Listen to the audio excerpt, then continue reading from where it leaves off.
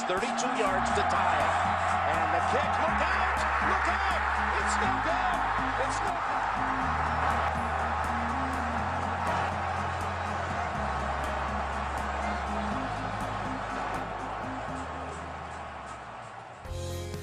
And the way things go, just there's really no excuse for it.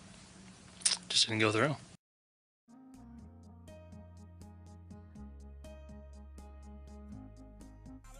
I'm trying to tell y'all, God has never made a mistake. He's never made one mistake. All right? So it ain't about one play, it ain't about nothing. This year, we did what we were supposed to do. We fought as a team. We fought as a team. There will be one Super Bowl champ crown at the end of this year. That's it. So the way we feel, somebody gonna feel like that tomorrow, and somebody gonna feel like that in a week. That's a fact. And the fact is, we got to come back and go to work to make sure we finish it next time. That's all we got to do. Joe, you played your ass off. You hear me, man? I'm telling you, man, don't ever drop your head when it comes to a loss, dog, because there's too much pain outside of this that people really going through. This right here makes us strong. Let's understand who we are as a team. Let's understand who we are as men. And let's make somebody smile when we walk out of here. We got an opportunity to keep going, man. Let's be stronger as a team, man. Let's be who we are. Ravens on 3. Jerry called me 250. I'ma talk a bitch, I her Vicky's boy. I ain't knocking my speakers. They stealing flows on they teacher. Ain't rock around with no skeezers. That straight dropping his speaker. I'ma let my nigga Rose. And here we go with the Baltimore Ravens. Best additions to this ball club during the offseason. They always excite during the draft somehow, Mike. Yeah, they always seem to get what they need at a spot where it makes a lot of sense. And Courtney Upshaw fits the bill. They needed some help at outside linebacker. Obviously, Terrell Suggs hurt. Jarrett Johnson departing, so he was a good addition. I thought Jacoby Jones from Houston was a nice addition. He can be a vertical threat and special teams guy here. Not great expectations for him. And Corey Graham has played pretty well. Special teams aces, and a guy that can be a good fourth corner. And I know you've also got Jarrett Johnson and Suggs as their biggest losses this year. So beyond that, or in addition to that, or maybe an explanation of that, what's the reason to be pessimistic about this club this year? Well, Suggs being out, I think, really affects that pass rush. They really were able to juice that up last year. Chuck Pagano was the coordinator for that team. He's now Indianapolis' head coach. They've had to change coordinators quite a bit because guys get plucked away to do other jobs.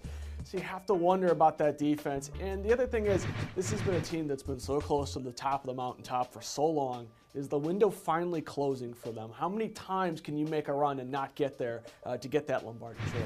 Well, but let's talk upside, maybe for the same reasons you're excited about this club. 4 straight playoff trips, it's the only thing John Harbaugh knows. And I think they have upside on offense, too. That's the thing about this team. Even if they were to take a step back defensively, I think you've got Joe Flacco in the prime of his career. Good receiving weapons, probably the best group he's had. So I think overall, that's the reason to be optimistic. I think they have upside. And that puts Bobby Rainey in the game. Tyrod Taylor will throw on first down. He has all night to do it. Fires complete to Rainey. He sidesteps the tackler, room to run 40, 30, 20, 10. The rookie's at the 5. He's in the end zone. Touchdown, Bobby Rainey, a 48-yard scoring play. And Bobby Rainey's got a leg up because he's making big plays in preseason and returning kicks, and he just made one guy miss. When you get it back like that, you're a linebacker, you have to come up on him, and you have to take him and give him no room. If you do, you saw what happened in the open With the field. 29th pick overall in the first round, the Baltimore Ravens have a few areas of need they could address. Now, one area will be the running back position if they don't get the franchise tag on Ray Rice, something Ozzie Newsome said he hoped he wouldn't have to use. They would like to reach a long-term deal with Rice this summer. Now, linebacker could be another area of need with Jarrett Johnson being a free agent at outside linebacker. Sergio Kendall was drafted in the second round, but hasn't contributed yet because of injury. Newsome expects a big year of development from Kendall at outside linebacker.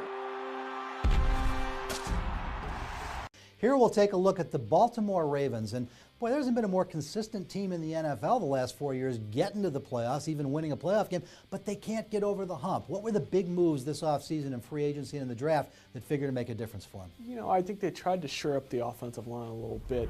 Signing Bobby Williams gives them another option at guard. Jacoby Jones, as a returner, could be a real asset for them. Another speak on the outside, too, at wide receiver. I think he might be a guy that could pay some real dividends for them.